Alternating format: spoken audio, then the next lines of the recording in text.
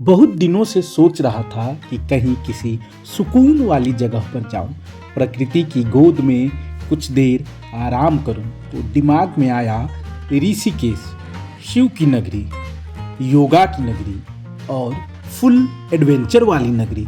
तो चलिए अब आपको मैं लेकर चलता हूं सीधे ऋषिकेश में गंगा किनारे शिवपुरी बीच, जहां यूथ्स सबसे ज़्यादा संख्या में दिखते हैं और यहाँ गजब की शांति और सुकून है। अब तक मैंने सिर्फ गंगा को शांत देखा था, पहली बार समंदर की तरह गंगा में लहरें उठ रही हैं। किनारे पर कुछ देर बैठते ही लगा सारी थकान दूर हो गई। एडवेंचर की इस नगरी में, इस जगह पर सिर्फ यूथ्स ही नज़र आते हैं, क्योंकि एडवेंचर लवर्स यहाँ रिवर राफ्टिंग करते हैं। रिवर राफ्टिंग के लिए पूरे देश में यह जगह मशहूर है और पूरी देश से लोग यहाँ गंगा में रिवर राफ्टिंग के लिए आते हैं।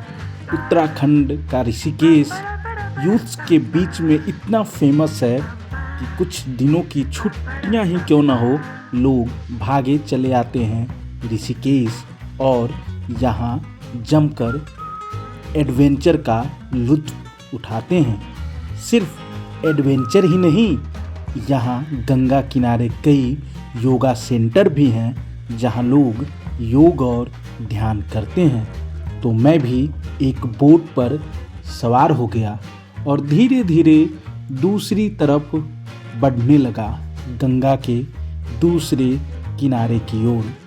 लग रहा था कि शरीर की सारी थकान दूर हो गई है, क्योंकि इस खूबसूरती को पहली बार गंगा किनारे देख रहा था। यहाँ गंगा शांत नहीं बहती है, बल्कि अटखेलियाँ करती है। यहाँ आप गंगा की लहरों में जो उफान देखेंगे, वह आपको मैदानी इलाकों में नहीं दिखती है। आप सामने देख रहे हैं किस तरह से एडवेंचर लवर्स गंगा नदी में राफ्टिंग कर रहे हैं। लहरों के बीच कुलाचे भरते हुए यह बोट लोगों की जिंदगी में नई शक्ति, एनर्जी देती है। यहाँ रिवर राफ्टिंग के लिए आपको 600 से 2500 रुपये तक खर्च करने पड़ते हैं। अगर आप 10 किलोमीटर रिवर राफ्टिंग करते हैं तो आपको 600 रुपये लगेंगे। 10 किलोमीटर से लेकर 32 किलोमीटर की राफ्टिंग गंगा नदी में शिवपुरी में होती है। तो एडवेंचर लवर्स यहाँ आकर राफ्टिंग का ज़बरदस्त लुत्फ उठा सकते हैं। शिवपुरी में रिवर राफ्टिंग के लिए कई कंपनियां काम करती है, जो पहले लोगों को अच्छे से ट्रेन करती है या उसे बताती है। यह बताया जाता है कि गंगा की लहरें जब तेज होती है तो उस वक्त चप्पू को कैसे चलाना है, कैसे खुद को बचाना है, तेज लहरों के बीच कैसे नाव को पकड़े रहना है। इन सभी जानकारी लोगों को दी जाती है। जो टूरिस्ट होते हैं उन्हें बताया जाता है। एडवेंचर लवर्स को पहले पूरी ट्रेनिंग दी जाती है। आप ठीक सामने देख रहे हैं किस तरह से रिवर राफ्टिंग करते हुए लोग आ रहे हैं। इसमें सबसे ज़्यादा संख्या यूथ्स की होती है जो रिवर राफ्टिंग को पसंद करते हैं और ऋषिकेश का यह सबसे आकर्षण का केंद्र है। देखिए, मैं अपने DSLR कैमरे में कैद कर रहा हूँ तस्वीरें और थोड़ी देर के लिए चप्पू चलाता हुआ गंगा नदी के इस तरफ से दूसरी तरफ अब मैं जा रहा हूँ। इस दौरान ही ऐसी शांति और सुकून मुझे मिली है कि एक बार फिर मैं ऋषिकेश का प्लान जरूर करूँगा और अगली बार रिवर राफ्टिंग का भी एडवेंचर का लुत्फ उठाया जाएगा। अब समय धीरे धीरे खत्म हो रहा है, लेकिन इस बीच से जाने की इच्छा नहीं हो रही है। फिर भी चलिए अब चलते हैं गंगा घाट की ओर। घाट किनारे एक ऐसे बच्चे से मुलाकात होती है जिसका बोलने का प्यारा अंदाज उससे दोस्ती करा देता है। ये चलो उसके बाद ऐसे, इसके बाद अरे वाह, अब हो गई दोस्ती हम दोनों की। हम लोग अब कल, हाँ हाँ, अब हम लोग कल फिर। कितना पीते हो, कितने गिलास पीते हो दिन भर में? 5 गिलास। अभी अंकल जी भी 1 गिलास पिलाए ना, अंकल जी ये अंकल जी पिलाए ना 1 गिलास तुम्हें, और पियोगे 1 गिलास की, फाइनल है अब नहीं ना? स्कूल से आ गए? कौन क्लास में पढ़ते हो? 1 क्लास में, वाह। शाम को पियोगे 1 गिलास? अब शाम में पिएगा क्या? शाम में पीना है ना 1 गिलास। कल भी मैं आऊँगा तो कल फिर पिलाऊंगा। तो कल तो मैं सुबह में आऊँगा तो तुम तो स्कूल में रहोगे क्या? अच्छा, ये जो फूल बेचते हो, ये पैसा किसको देते हो? आधा मम्मी को तो मैं। अच्छा, आधा आधा मम्मी को देते हो, आधा खुद रखते हो। तुम क्या करते हो पैसे का? खाता हूँ। क्या खाते हो? चीज खाते हो, और कुरकुरे भी खाते हो? कुरकुरे भी, अच्छा। और तुम्हारा दोस्त का क्या नाम है? कोई दोस्त है तुम्हारा? दोस्त है कोई तुम्हारा? क्या नाम है उसका? पिंटू नाम है, वाह। मम्मी का क्या नाम है? नाम तो पूछो। अरे तुम्हारा नाम क्या है? हाँ? मिथुन। मिथुन नाम है? अरे मिथुन तो हीरो का नाम है। अच्छा, कौन नाम रखा मिथुन तुम्हारा? मम्मी। अरे सबका मम्मी इसका करती है। चलो ठीक है, पी लो बढ़िया से, उसके बाद फूल बेचना। बढ़िया से पियो। हाँ, बहुत बढ़िया। अब हम लोग निकल पड़े हैं ऋषिकेश के मशहूर त्र्यंबकेश्वर मंदिर के लिए। यहाँ जाने के लिए सबसे पहले नाव से गंगा जी पार करना होता है और दूसरी तरफ जाना होता है। जिन लोगों को पैदल जाना है वे लक्ष्मण झूला क्रॉस करके जाते हैं, लेकिन हमें तो नाव का लुत्फ भी उठाना था, तो हम लोगों ने 12 रुपए की टिकट कटाई और नाव में सवार हो गया। यह आप सामने देख रहे हैं लक्ष्मण झूला है, जो कि यहाँ का मशहूर झूला है, जिससे लोग एक तरफ से दूसरी तरफ जाते हैं। और इस तरह घाट की दूसरी तरफ लोग गंगा में स्नान करते, डुबकी लगाते हुए नजर आ रहे हैं। यही ऋषिकेश में गंगा के प्रति लोगों की आस्था है।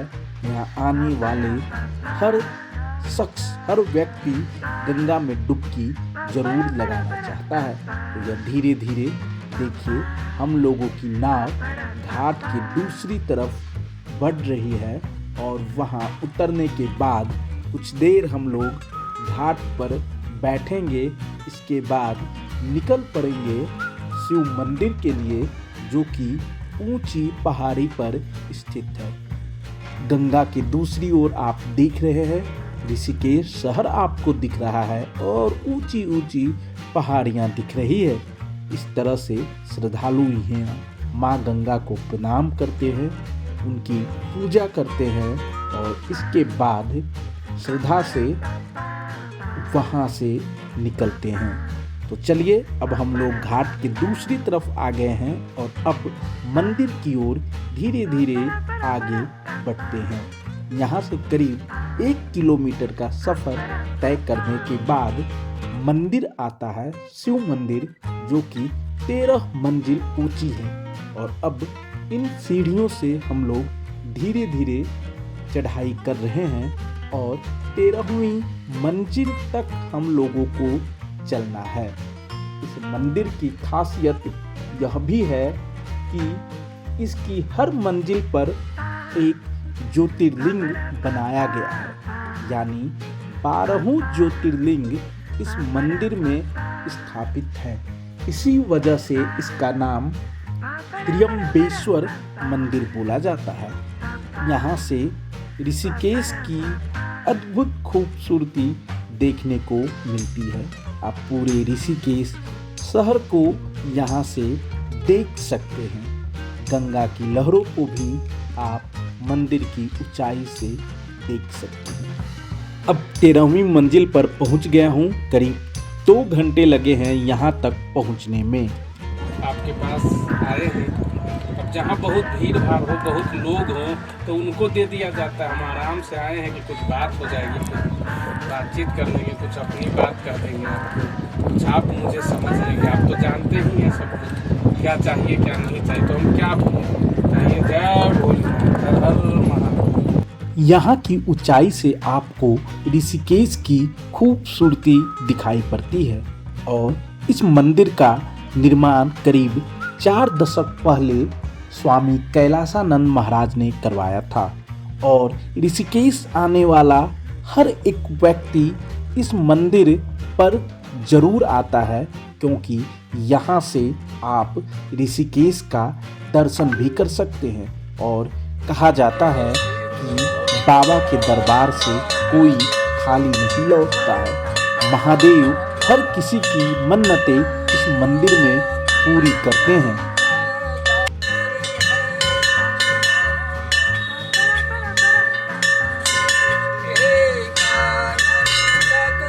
शाम होने वाली है और वक्त हो गया है गंगा आरती का। अगर आपने ऋषिकेश में गंगा आरती नहीं देखी तो आपकी यात्रा व्यर्थ मानी जाएगी। तो चलिए अब गंगा आरती का लुत्फ उठाते हैं।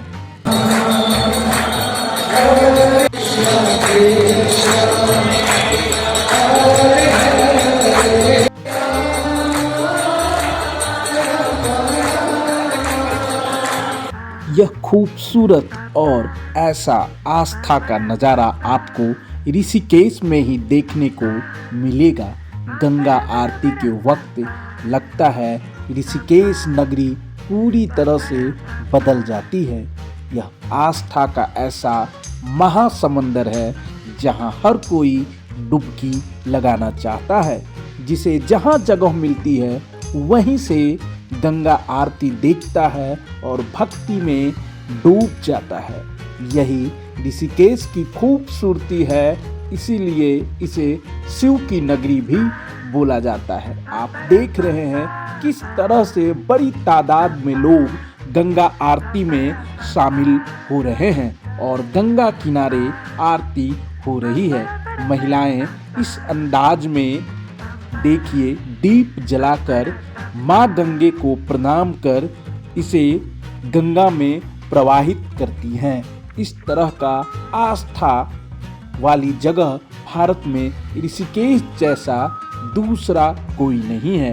तो आप एक बार ऋषिकेश जीवन में जरूर आएं और यहाँ गंगा आरती देखना तो बिल्कुल भी नहीं भूलें।